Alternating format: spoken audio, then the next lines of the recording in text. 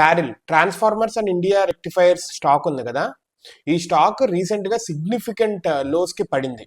530 ఉండాల్సింది 282కి పడింది, దగ్గర దగ్గర 50% దాకా పడింది. ఇది one of the major reasons పడటానికి, ఎందుకంటే వరల్డ్ బ్యాంక్ దీన్ని బార్ చేసింది.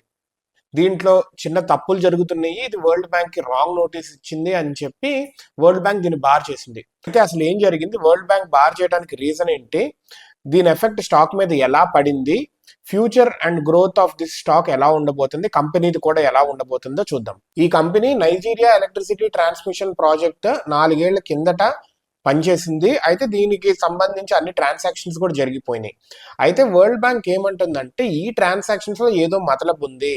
$24.74 మిలియన్ ట్రాన్సాక్షన్స్ జరిగింది, దీంట్లో ఏదో మతలబు ఉంది, కంపెనీ బయట పెట్టట్లేదు, హానెస్ట్ గా జరగలేదు ట్రాన్సాక్షన్స్ అని చెప్పి వరల్డ్ బ్యాంక్ దీన్ని బార్ చేసింది.